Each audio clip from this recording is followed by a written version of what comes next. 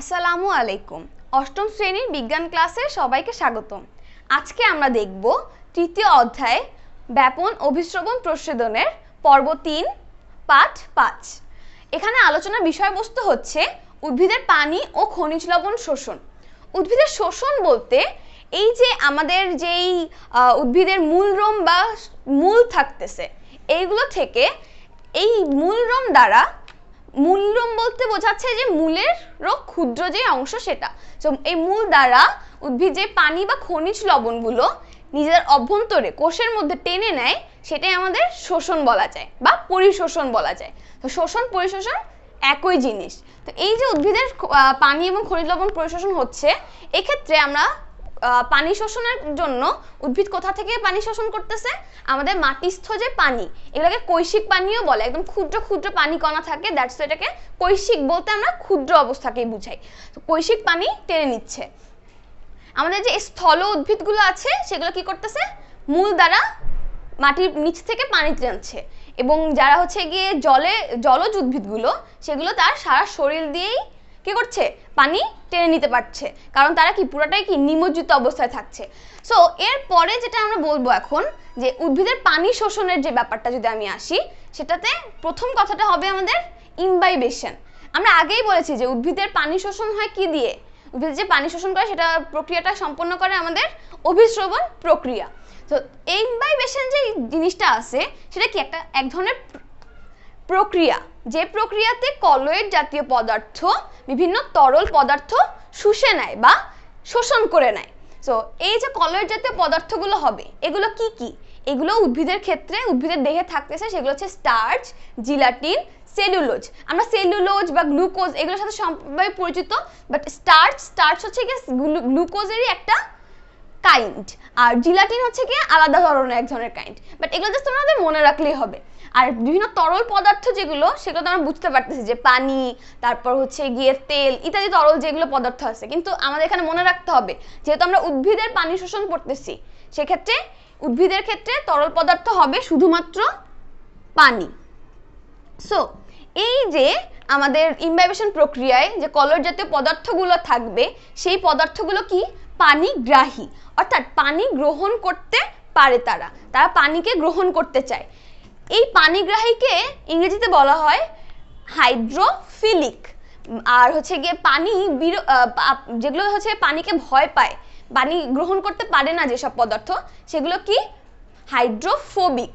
ফিলিক মানে হচ্ছে গিয়ে আকর্ষণ হচ্ছে, আর ফোবিক মানে হচ্ছে গিয়ে বিকর্ষণ বা দূরে সরে যাওয়া। সো এইটা হচ্ছে কলয়েড জাতীয় পদার্থ সবসময় কি হবে? পানিগ্রাহী।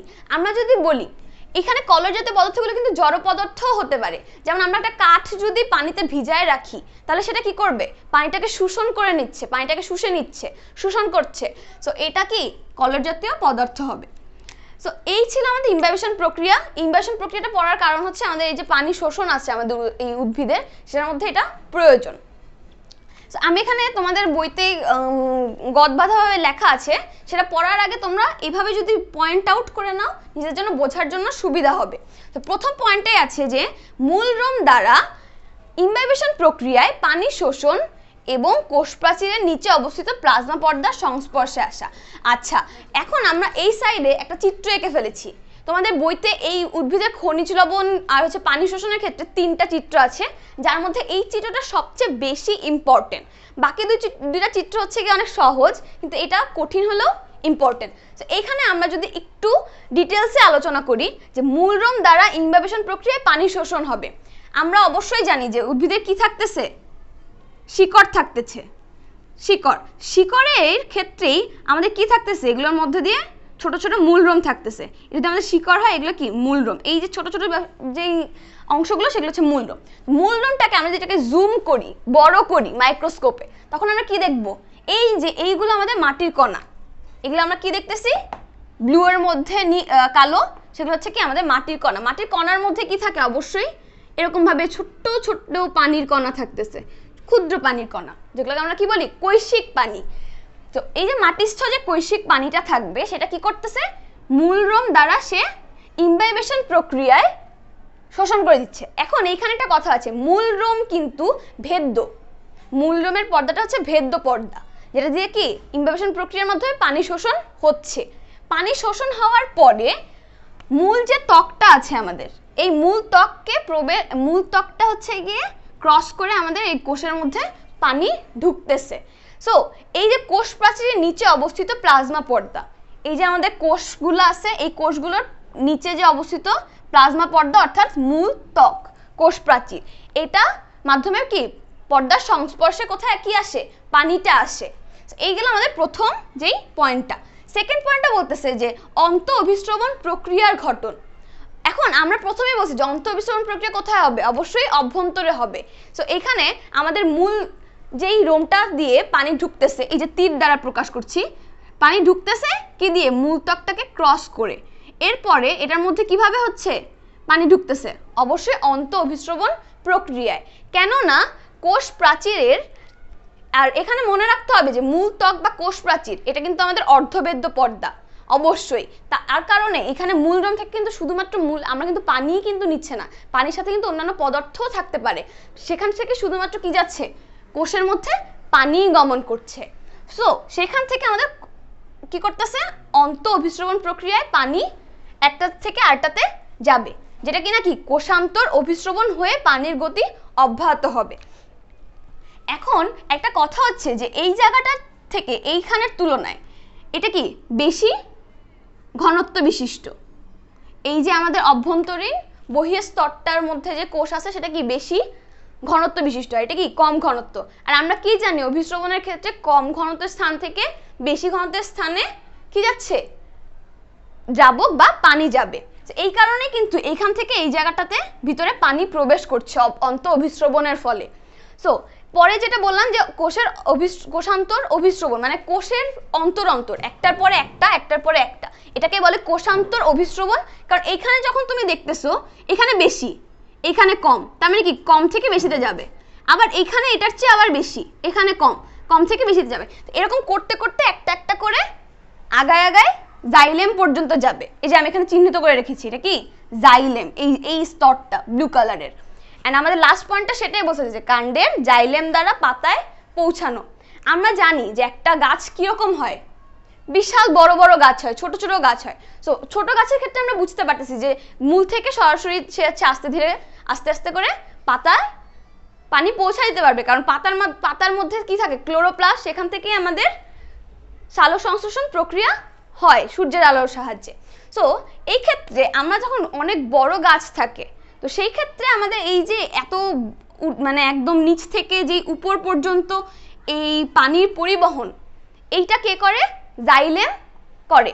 এটাকে এই জাইলেম এবং আরেকটা যেখানে টিস্যু আছে বা বাহিকা কোষ আছে সেটা কি আমাদের বলে ফ্লোয়েম। তো জাইলেম বা ফ্লোয়েম এটা আমাদের পরিবহন টিস্যু বা পরিবহন কলা। সো জাইলেম বাহিকা কি করে, কাণ্ডের দ্বারা পাতায়, কাণ্ডের জাইলেম কি করে, পাতায় পানিটা পৌঁছায় দেয়। এই কারণে কি করে, নিচ থেকে আমাদের পানিটা পাচ্ছে, অতএব জাইলেমের পরিবহন কি হবে, ঊর্ধ্বমুখী, কারণ কি সে পাতায় পানি পৌঁছায় দিচ্ছে। তো এই দেখো এখান থেকে জাইলেম থেকে কি করে, এই যে এই জায়গাটায় আস্তে আস্তে এগুলোতে চলে যাচ্ছে। এই হচ্ছে আমাদের একটা ওভারভিউ চিত্র। কিন্তু তোমরা একটা কাজ করবে অবশ্যই, আমার এখানে জায়গা স্বল্পতার কারণে আমি এখানে বইয়ের মতো করেই লেবেলিং করে দিয়েছি। তোমরা সব সময় লেবেলিং এক সাইডে করবে, আর যেটা কিনা ডান পাশে। ওকে, সো এইভাবে লেবেলিং করে চিত্রটা আঁকা অবশ্যই জরুরি।